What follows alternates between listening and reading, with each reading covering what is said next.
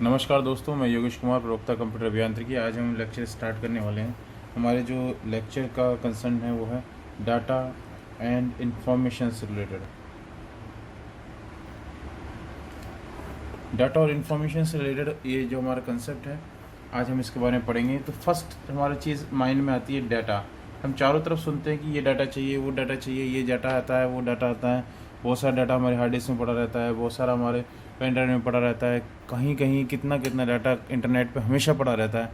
तो अगर हम बात करी जाए कि डाटा क्या है, तो अगर हम इसको ओवरऑल वाइड व्यू में अगर समझना चाहें तो कोई भी इंफॉर्मेशन, इसमें भी अल्फ़ा न्यूमेरिक अल्फ़ाबेट्स हों, कोई न्यूमेरिक वैल्यू हो, कोई साइन, कोई सिंबल्स और एक्सेट्रा, इस तरह की कुछ भी चीज़, जो भी कोई भी जो करेक्टर, वर्ड, डिजिट्स कुछ भी है हमारे पास में, वो सारे हमारे, हम बोलते हैं कि उसको डाटा हम बोलते हैं। कि हमारे साथ जैसे इंटरनेट पे जो भी कुछ रखा हुआ है, जो कुछ पड़ा हुआ है, वो हमारे, अगर हम बात करें तो वो है हमारा डाटा।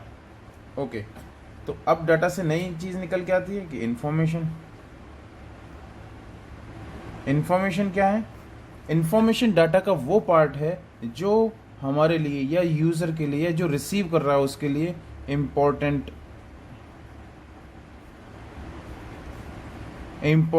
Data for receiver. जो प्राप्त कर रहा है उसके लिए जो इन्फॉर्मेशन डाटा है, मीन्स फिल्टर्ड, जो उसको चाहिए वो डाटा अगर उसे मिलता है तो ये हमारा कहलाता है इन्फॉर्मेशन। फॉर एग्जांपल, आप अभी आज कोई क्रिकेट के बारे में सर्च करना चाहते हैं और आपने इंटरनेट पे साइट्स खोली। आज इंटरनेट पे लाखों करोड़ों की साइज़ में जो हमारी वेबसाइट्स हैं वो पड़ी हुई, लेकिन आप क्रिकेट की बीसीसीआई के कोई आप इन्फॉर्मेशन को सर्च करना है तो ये जो करोड़ों साइट हैं वो आपके लिए क्या है? सिर्फ एक डाटा है। लेकिन आपको जो काम करना है, आपको जो चीज़ चाहिए वो चाहिए क्रिकेट से रिलेटेड साइट्स पे। तो मान लीजिए 10 या 20 या 50 साइटों पे अगर वो लिखा हुआ है, तो ये 50 साइटें आपके लिए क्या है? एज ए इंफॉर्मेशन वर्क करेंगी। रेस्ट ऑफ द करोड़ जो अपनी वेबसाइट्स हैं वो सिर्फ डाटा है आपके लिए। तो इट मीन्स हम बोलें the meaningful data is called information. इस एक शॉर्ट स्वीट अगर डेफिनेशन है तो हम बोल सकते हैं कि meaningful data is called information. Okay, चलो ये कम होने के बाद में हम स्टार्ट करते हैं कि वाई वी नीड इंफॉर्मेशन। हमें इन्फॉर्मेशन क्यों चाहिए? क्योंकि हम बोलेंगे कि हमें डाटा क्यों चाहिए, क्योंकि उनमें से कहीं इन्फॉर्मेशन निकल रही है। अब सेकेंडरी हमारे साथ में क्वेश्चन आता है कि हमें ये जो इन्फॉर्मेशन है ये क्यों चाहिए। तो दोस्तों, कभी भी हम जब किसी काम को करते हैं तो हमारे पास उसकी इन्फॉर्मेशन को, हम नॉर्मल वर्ड्स में बात करें तो जानकारी, उसकी जानकारी होनी चाहिए। किसी भी इंडस्ट्री में आप कंप्यूटर इम्प्लीमेंट कर रहे हो या किसी भी सेक्टर में आप रिसर्च में इसको यूज़ कर रहे हो, तो आपके पास जब तक उसकी जानकारी नहीं होगी आप उसमें आगे काम नहीं कर सकते। तो अगर हम वो देखा जाए तो बिजनेस, किसी ऑर्गेनाइजेशन या किसी भी कारण से हम अगर देखा जाए तो इन्फॉर्मेशन की नीड को हम किस तरह से कैटेगराइज कर सकते हैं? 5 पार्ट में कैटेगराइज कर सकते हैं। First is planning, second is recording, third one is controlling, fourth one is measuring and fifth one is decision making. इसमें देखिए ये 5 चीज़ें हैं जिसके लिए हमें इंफॉर्मेशन की नीड ज़रूरी ही है। फर्स्ट ऑफ ऑल, जैसे हम बात करें कि प्लानिंग की, तो जब तक हम कोई बिज़नेस या किसी इंफॉर्मेशन के लिए, हम किसी गवर्नमेंट सेक्टर में कुछ भी लगाने के लिए स्टार्ट करना चाहते हैं तो हमें उसके लिए प्लानिंग, मान लीजिए आप कोई आज कंपनी स्टार्ट करना चाहते हैं, आप कोई किसी भी तरह की कोई एंटरप्राइज आप स्टार्ट करना चाहते हैं, तो सबसे पहले आपको उसकी प्लानिंग चाहिएगी। और प्लानिंग करने के लिए हमें सबसे पहले इन्फॉर्मेशन चाहिएगी। मान लीजिए हम आज बात कर रहे हैं कि जैसे अगर हम प्लान कर रहे हैं कि जैसे एक अभी जो कोरोना वायरस की जो कंडीशन चल रही है, तो उसके बचने की अगर हम प्लानिंग करें तो हम क्या से देखते हैं कि इन्फॉर्मेशन इसके लिए प्लानिंग करने के लिए क्या चाहिए था, इन्फॉर्मेशन। मीन्स इन्फॉर्मेशन, अब तक जो डाटा हमारे पास इसके रिगार्डिंग है, जो हमारे पास रिलेटेड इन्फॉर्मेशन इसके रिगार्डिंग आई है, जैसे कि ये छूने से फैलता है या इससे फैलता है, चाइना के लोगों ने जो रिसर्च किया, चाइना से बाद में अमेरिका और लोग जो रिसर्च कर रहे हैं, तो वो सारी चीज़ें हमारे लिए क्या बन गई, इन्फॉर्मेशन बन गई, जिससे हम क्या कर सकें, इसको प्लान कर सकें, इसके अकॉर्डिंग हम इसकी प्लानिंग कर सकें। तो किसी भी प्लानिंग के लिए हमारे लिए ये ज़रूरी होता है। Next is recording. जब भी हम कोई स्टेप कुछ लेना चाहते हैं, कभी भी कहीं भी कोई डाटा हम जो यूज़ करना चाहते हैं, तो हम उस स्टेप को हमेशा सेव करके रखना चाहते हैं। तो ये इन्फॉर्मेशन हमें रिकॉर्डिंग के लिए चाहिए।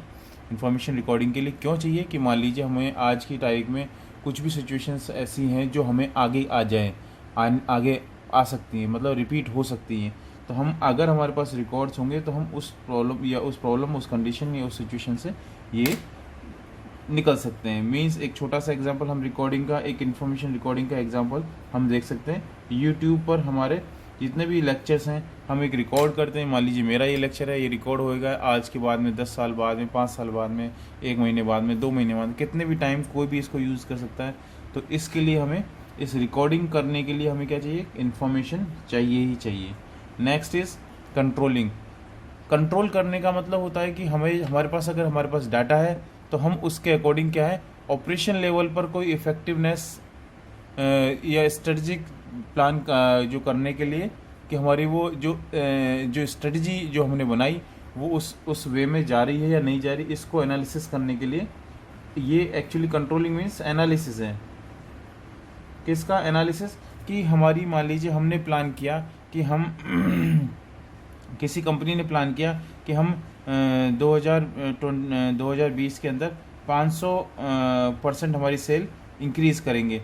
तो वो जो डाटा हमारे पास पर डे का सेल का आ रहा है, वो डाटा हम अगर सेव नहीं करेंगे, अगर वो इन्फॉर्मेशन हमारे पास नहीं होगी, तो हम एंड ऑफ द ईयर इस चीज़ को एनालिसिस नहीं कर सकते कि ये 500% इंक्रीज़ था, 10% इंक्रीज़ था या 100% इंक्रीज़। सो एज हर स्टेप पर उस समय फिर सेकेंडली बात, आज हम बोलेंगे कि इसको 500% इंक्रीज़ करना है, बट इसका लास्ट ईयर क्या था, इसका लास्ट ईयर क्या परफॉर्मेंस थी, वो कैसे निकलेगा, वो भी अपने आप में क्या है, एक इन्फॉर्मेशन है। तो जब तक वो स्टोर नहीं होगी तब तक हम इसका आगे का भी प्रोजेक्शन नहीं कर सकते। So as this is controlling और एनालिसिस के लिए हमारे ज़रूरत होता है मेजरिंग।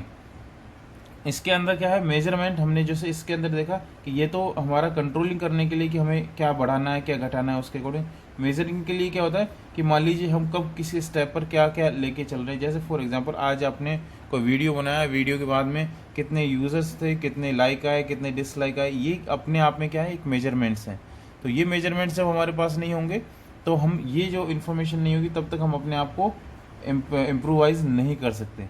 तो इस तरह से ये मेजरिंग चलता है। डिसीजन मेकिंग हम समझ सकते हैं कि हमारे पहले के हुए कॉन्ट्रास्ट में, हमारे आगे के होने वाले कॉन्ट्रास्ट में, फिर आर्टिफिशियल इंटेलिजेंस के थ्रू हम कुछ ना कुछ हमारे नए जजमेंट्स को हम परफॉर्म करके इसमें इस इंफॉर्मेशन से हम निकाल सकते हैं। फॉर एग्जांपल आर्टिफिशियल इंटेलिजेंस के लिए हम बात कर रहे थे, तो हम अगर हमारे पास में इंफॉर्मेशन, अब जब हमने रोबोट्स की मान ली फॉर एग्जांपल हमने आई लगाई, आईज यूज़ की, और आई के लिए हमने जब उसका इमेज प्रोसेसिंग जब परफॉर्म किया, तो इमेज प्रोसेसिंग में जब तक हमें ये नहीं पता चलेगा कि आगे एक रोबोट हमारा आगे खड़ा हुआ है और आगे कोई वॉल आ गई है और उसकी आई जब उसको रीड कर रही है, तो उसके अंदर जब तक उसकी ये इन्फॉर्मेशन नहीं फीड करी जाएगी कि ये वॉल आने पर हमें राइट मुड़ना है या लेफ़्ट मुड़ना है या कुछ कवर करना है, तब तक हम ये रोबोट को डिज़ाइन नहीं कर सकते। इसी तरह से हर स्टेप में हम जहाँ डिसीजन लेनी पड़ती है वहाँ पर कुछ ना कुछ उसके कॉम्बिनेशन बनाने पड़ते हैं। जैसे कि हम ऑनलाइन चेस या हम जो चेस गेम हमने अब कई बार कंप्यूटर में खेलते हैं, मोबाइल में खेलते हैं, लैपटॉप में खेलते हैं, तो इस चेस गेम में भी क्या होता है कि हर स्टेप जो जैसे 8 जो बॉक्स हमारे बने रहते हैं, उनमें जो मूव करने के जो होते हैं, वो मूव करने के डिसीजन मेकिंग्स किसके थ्रू ली जाती है, वो अगर इन्फॉर्मेशन हमारे जितने भी कॉम्बिनेशन होते हैं उसके अंदर डाल दिए जाते हैं, उस कॉम्बिनेशन के अकॉर्डिंग वो वहाँ पर अपना डिसीजन लेता है। तो वो डिसीजन मेकिंग होना ज़रूरी है। तो इन 5 steps planning, recording, controlling, measuring and decision making के लिए हमें इन्फॉर्मेशन की रिक्वायरमेंट रहती है। हाँ, तो हमारे जब जैसे ही काम ये हमारी यूनिट इसका नीड और इन्फॉर्मेशन हम समझ में आता है, तो अब इसके बाद में आगे अपन समझते हैं कि क्या वो इन्फॉर्मेशन जो हमारे पास आ रही है तो उसके लिए क्वालिटी ऑफ इन्फॉर्मेशन एक इम्पॉर्टेंट टॉपिक निकल के आता है कि क्वालिटी ऑफ इन्फॉर्मेशन क्या उसकी प्रॉपर है नहीं है, या ये हमें किस तरह की क्वालिटी हमें चाहिए इसके रिगार्डिंग। तो हम क्वालिटी ऑफ इन्फॉर्मेशन को जब हम चेक करते हैं तो हमारे पास में कई पैरामीटर्स हैं। First one, reliability. It means कि जो आपको इन्फॉर्मेशन मिल रही है वो रिलायबल है या नहीं है, आप उस पर उस पर भरोसा कर सकते हैं या नहीं कर सकते। फॉर एग्जांपल यूट्यूब पे कई सारे वीडियो आप देखते हैं कि बड़े ही रिलेवेंट होते हैं, एग्जैक्टली उन जो सत्य जो एक्चुअल घटनाओं से उसका कोई लेना देना नहीं होता, लेकिन वो अपने फर्जी वीडियोज़ भी बना देते हैं। तो लेकिन वो क्या है, वहाँ पर हम उसको रिलायबिलिटी उसकी ख़त्म हो जाती है, तो वो क्वालिटी इन्फॉर्मेशन क्या है उसकी गिर जाएगी। Second is timely, means information आपको मिल रही है लेकिन it should be provide on current time, current information उसके अकॉर्डिंग ही उसकी जो हम बोलें कि अगर आज हमारे इन्फॉर्मेशन जो चाहिए वो आज ही मिलती है तो हमारे लिए काम की है, नहीं तो काम की नहीं रहती। नेक्स्ट इज रिलेवेंट, अगर वो इन्फॉर्मेशन रिलेवेंट है इट शुड बी रिलेवेंट। अगर हमें जो इन्फॉर्मेशन मिल रही है वो हमने जो बोला कि डाटा है और डाटा में से कोई काम का जो मीनिंगफुल है वो हमारे लिए क्या है, इन्फॉर्मेशन है, लेकिन इटसेल्फ अगर भी अभी भी वो रिलेवेंट नहीं है तो हमारे लिए फिर से कोई काम का नहीं है, वो फिर से एक डाटा जैसा ही हो जाएगा। Next is accurate, it should be error free. Accurate means इसमें कोई कमियां नहीं होनी चाहिए, इट डोंट हैव एरर्स नहीं होनी चाहिए, ठीक है, कोई मिस्टेक्स नहीं होनी चाहिए। मैं मान लीजिए कोई आप वीडियो देख रहे हैं उसके अंदर कुछ इन्फॉर्मेशन सही है लेकिन कुछ इन्फॉर्मेशन गलत दिख रही है या कुछ इन्फॉर्मेशन गलत वेबसाइट पर गलत पोस्ट की हुई है, तो वो क्या है, वो इन्फॉर्मेशन की क्वालिटी आपकी डाउन कर देगा यहाँ से, ठीक है। सफिशेंट का मतलब समझ में आता है कि हमारी जो इन्फॉर्मेशन डिसीजन मेकिंग लेने के लिए जो पूरी जो इन्फॉर्मेशन चाहिए होती है वो अगर हमें मिल रही है तो हमारी क्वालिटी उसकी बेटर है, नहीं तो उसकी जो क्वालिटी हम उसको कमज़ोर बता सकते हैं। अनएम्बिगुअस, इसमें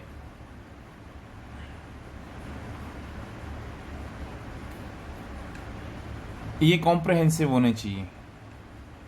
नेक्स्ट इज कंप्लीट, ये हमने देखा कि कंप्लीट जैसे सफिशिएंट क्वांटिटी में होना चाहिए, उसी तरह कंप्लीट मतलब मीन्स स्टार्टिंग से एंड तक। मीन्स कई बार हम जो हिंदी में मुहावरा जानते हैं कि अधूरा ज्ञान हमारे लिए घातक होता है, इसी तरह से कंप्लीट इन्फॉर्मेशन मिलनी चाहिए। अगर उसका ऐसा नहीं होना चाहिए कि आधी इन्फॉर्मेशन और आधी इन्फॉर्मेशन से डिसीजन लिए जाएँ तो वो गलत निकलते हैं। इट शुड बी अनबायस्ड, किसी भी चीज़ के इन्फ्लुएंस में आके नहीं होना चाहिए। मीन्स हम कभी कभार देखते हैं कि वीडियोस कभी जो वीडियोस हो गए या इन्फॉर्मेशन जो नेट पे या वेबसाइट्स पे मिलती है वो किसी रिलीजन स्पेसिफिक को फेवर करती है, किसी रीज़न स्पेसिफिक को फेवर करती है, किसी कलर स्पेसिफिक को करती है, तो वो जो ऐसी इन्फॉर्मेशन है इससे हम बोल सकते हैं कि वो जो इन्फॉर्मेशन निकल के आई वो ऑब्वियस सी बात है प्रॉपर नहीं आएगी, तो हम बोल सकते हैं कि वो उसकी क्वालिटी ऑफ इन्फॉर्मेशन कम है उसकी। अब ये होती है एक्सप्लिसिट होनी चाहिए कि इसके आगे आपको कोई फर्दर एक्सप्लेनेशन की ज़रूरत ना पड़े, हम उसमें कंप्लीट रहें। कंपेरेबल होनी चाहिए,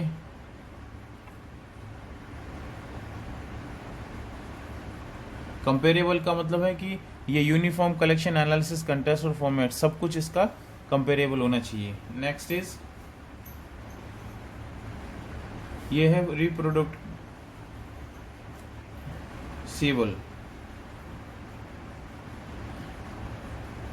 इसका मतलब यह है कि प्रोडक्ट का जो मेथड है और जो डाटा है वो आगे भी इसको प्रोडक्शन के लिए हम काम में ले सकें, इस तरह की इन्फॉर्मेशन हमारी निकलनी चाहिए। मान लीजिए आज हम कोई चीज़ एक्स पर छोड़ रहे हैं तो उसका कोई यूज़ करके कभी वाई पर भी ले जाकर कोई नई रिसर्च कर सकें, नए डेफिनेशंस, नई चीज़ें जनरेट करी जा सकें, तो ये रिप्रोडक्टिबल होता है। और ये इन्फॉर्मेशन अगर ऐसी होती है तो उसकी क्वालिटी बेटर होती है। चलो दोस्तों, आज हम इतना ही करेंगे। Thank you very much for watching, कल फिर मिलते हैं दोबारा।